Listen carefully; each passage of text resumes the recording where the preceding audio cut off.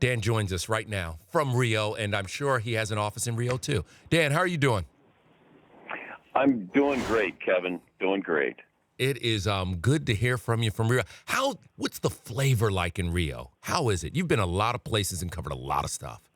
What's the flavor of Rio? Well, you find that the locals want you to have a good time. They want to represent their country well. They're ingratiating. It's fun. There's a spirit.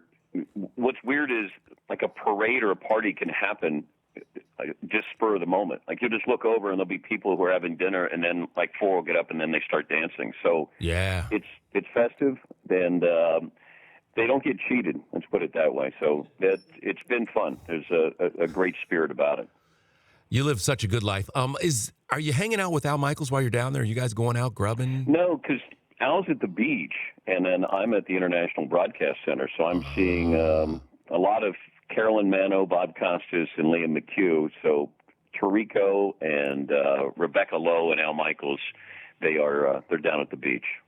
Who is the dominant force at the hotel lobby bar? Who's really like commanding the area? Who is all hotel lobby bar? Well, I'm on the team. Let's put it that way. I'm on the team. Dan, you always have been though. You have really always run the lobby bar, whether it's the NBA Finals, going on the road. Like you walk into the hotel and there's Dan and like 30 people around him, and he's like going around glad handing and shaking hands, and you're just like, I'm going to be on the periphery. I'm just that little dude. Steve Sands from the Golf Channel was a new addition last night. Jimmy Roberts is always there. He's strong. Yeah.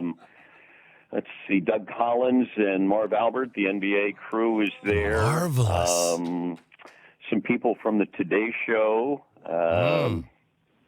Jill Martin, a Knicks reporter, has stopped by. Yeah, so it's Groundhog Day. You know, you see pretty much the same people at the same time at the same place. Hey, Dan, I want to give you a shot at the poll question, and you have to take this in context of being a grown man. And McLovin, you give him the poll question. Okay, there's two options here. Are we going with will Michael Phelps be back in 4 years? Yeah, but I also go ahead. Or if you were Michael Phelps, what would you do? So there's kind of two polls right now, Dan. Mm-hmm.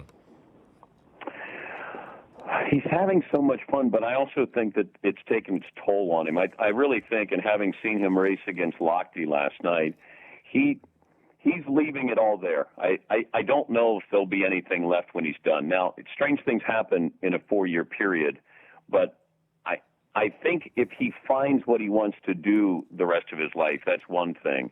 If he's sort of still searching, I look at a guy like Tim Tebow, and he's still searching. Yeah. He hasn't really found whatever it is that he's looking for, but he's still searching. It feels like Phelps found it, exhausted it, and then he'll move on with whatever that next, part of his life is all about. So I'm going to say that he doesn't. I think he'll talk about it, flirt with it. I think it's like childbirth. He'll say, "Oh, there's no way I'm going to go through this again," and he'll be. And back. then I think he'll may have second thoughts about it, but I'm going to say no. Oh, wow. Okay, Dan. I also want to ask you this: you were there when Michael Jordan was sick in that game in Utah. Remember it? And Scotty helped him off the court, and watching that and watching how Michael still performed, and maybe, just maybe, it was a little theatrics by Michael too, because he gave Utah the business in that game. Was it a little theatrical? Was Phelps done? Was Phelps done when he couldn't get out of the pool the other night?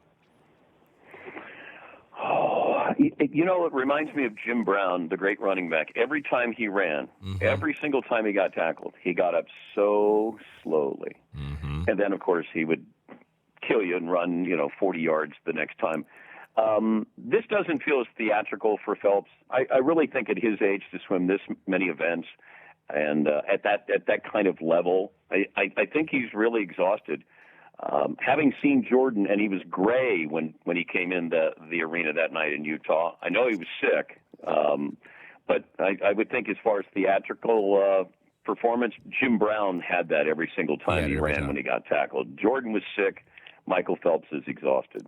All right, before you go, final 30 seconds, and I want to ask you real quick. Okay. What in sports, because you've seen so much, what in sports has made you cry? What was the moment, whether it's tears of joy or tears of sadness or just an emotional moment? What in sports has made Dan Patrick cry?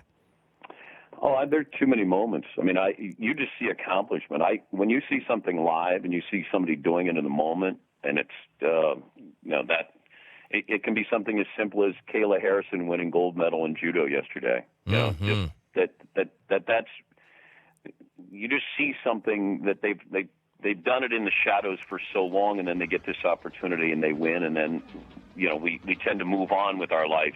But this is so important for these people. So I think whoever it is, if you see real emotion from them, I think it kind of brings out real emotion in you. You're making me emotional, Dan. We got to get out of here. I mean, it's your show, and they're playing you off. Dan Patrick, living the life in Rio. Hey.